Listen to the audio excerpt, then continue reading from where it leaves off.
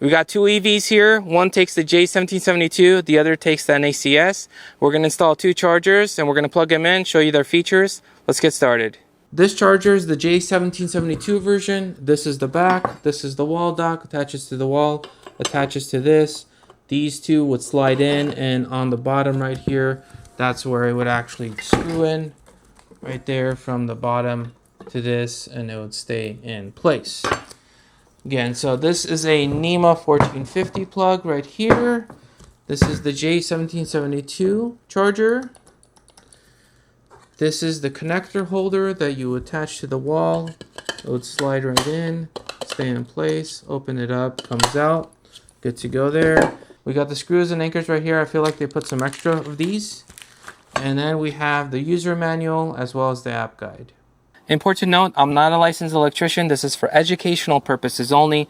Working with power is dangerous and can cause up to death. So if you're not comfortable doing it, please don't do it. Call a professional. We're at my friend's house and he already has an existing NEMA 1450. So we're going to plug straight into this for a pretty simple install. Since we're drilling into stucco, I'm going to use the stucco anchor screws, and it also comes with its own drill bit. I believe it's 1/8 inch.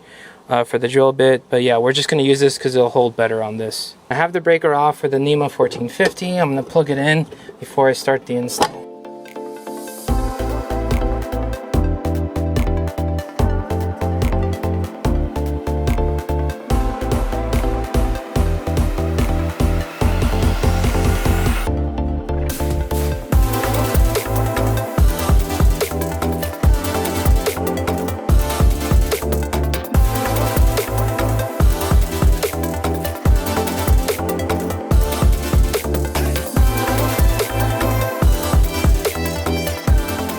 So the install was fairly straightforward. I had to screw a few things to the wall, plug it in, good to go. Obviously turn off the breaker and turn it on when you're ready. So I just turned it on. We got the blue light right here. We have a screen with some info. It's a little hard to see during the day. Now the most important thing, it has some relevant info, but the most important thing is the charge rate at 40 amps. So this can go down all the way to 6 amps. So 40 amps is the max if you plug it into the NEMA 1450 outlet.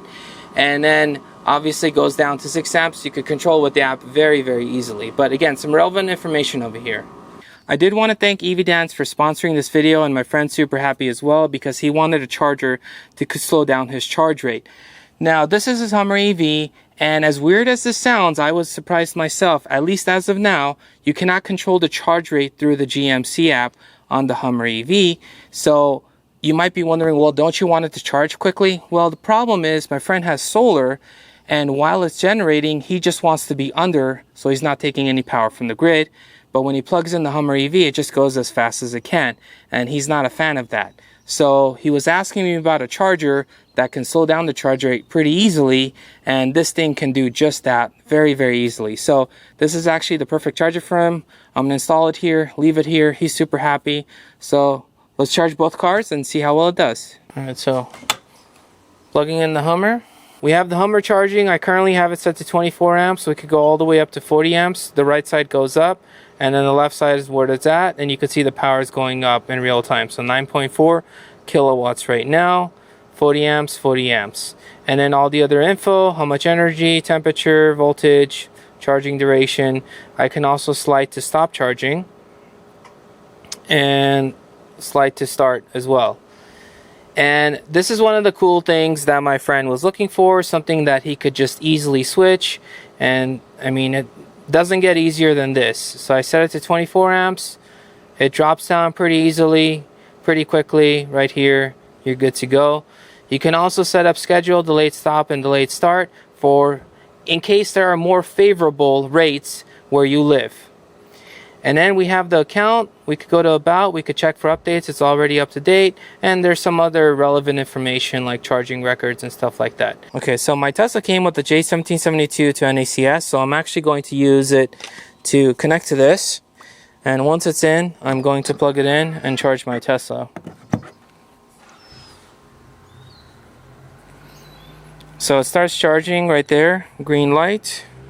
So now it's charging my Tesla, and I have this set to 12 amps, so you can see this is limited to 12 amps.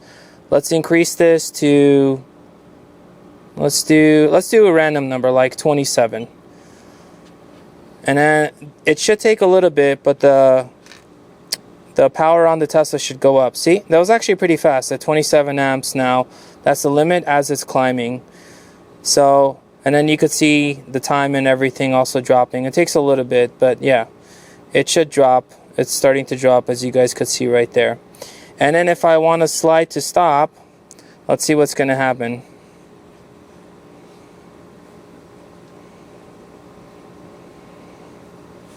So it takes a little bit.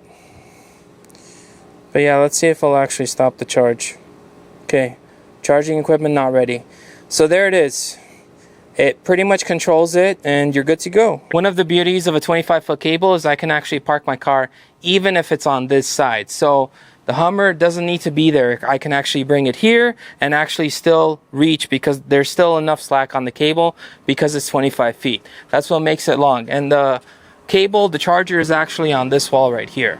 This charging holder is also really nice that you can wrap around the cord and just plug this in, and you do need to actually push the button so it's not going to fall randomly as long as it's secured in place. This is everything that comes inside the box. We got the charger right here. This is the back mounting plate that basically attaches to the wall, and then this charger would essentially go on this, so it slide in with these two screws right here, and then on the bottom it would also attach from here as well. This thing is a pretty beefy cable and everything.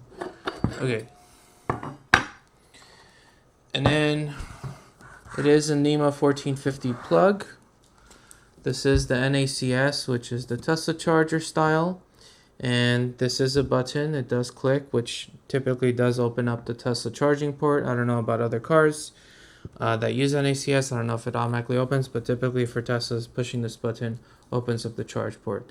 This is where it would attach, and it won't actually pull out like this unless you take it up and then pull it out, because there's a little plastic piece on the bottom right there that does attach to that little hole right there.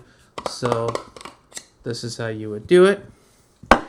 And then these are essentially the screws and anchors. We also get the user manual and an app guide. Now for those interested, they do sell a charging adapter that goes from NACS to J1772. It comes with this pouch, again sold separately, and if you do decide to get this, it just essentially just slides in. This is the lock position, and now your NACS charger just became a J1772 charger, which plugs into some vehicles. So as of now, the current Hummer EV, the current F-150 Lightning, I should say the 25 F-150 Lightning, and the 2025 Hummer EV, and along with a whole bunch of cars actually still use J1772. And then when you're done, you essentially have to put this in the unlock position and you pull. And it still takes a little bit of force to pull, which is kind of a good thing because it's kind of just going to stay in place. And yeah, good to go. Now we're going to install the NACS version. It's basically the same exact thing from the back. It's really just that the cord is different.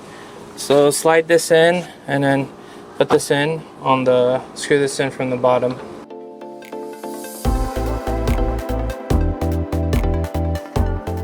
Turn on the breaker and good to go.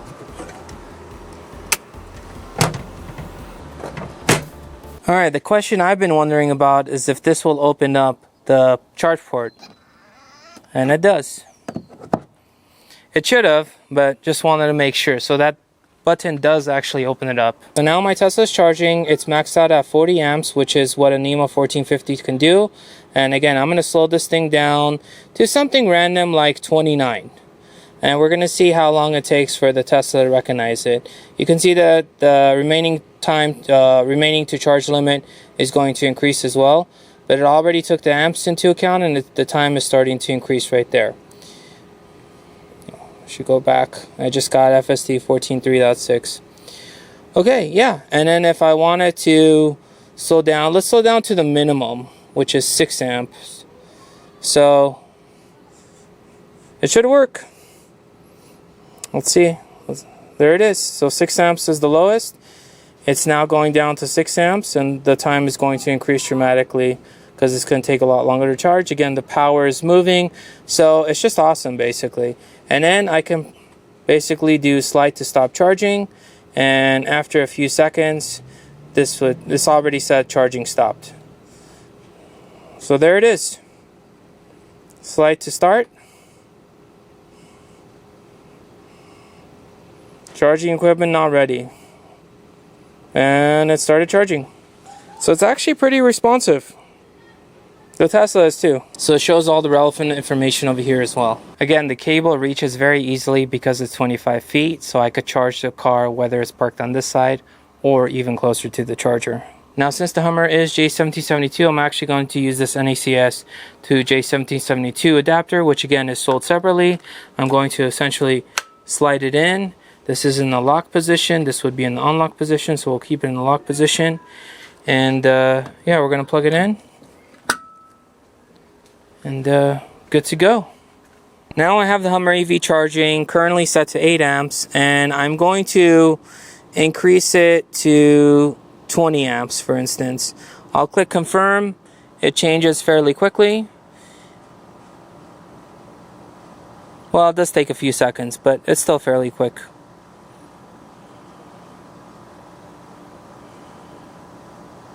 There it is. So now we're charging at 4.72 kilowatts. Now you might be wondering why I didn't show the GMC app when I showed the Tesla app when I was changing the current. Well, the main reason is the GMC app is not quite as responsive over here. The signal doesn't work super well over here, so it's just not working too well. So if I did an update and everything, and it's just not refreshing. The Tesla was refreshing much faster, so I was showing you guys on the Tesla. This is what it looks like at night, so it's super easy to read. It's the convenience of making changes from the app at your fingertips and the long cable that makes this a great product. So if you guys enjoyed this video, smash the subscribe button. Thank you guys for watching. Catch you guys in the next one. And yes, my friend did let me stand on his Hummer.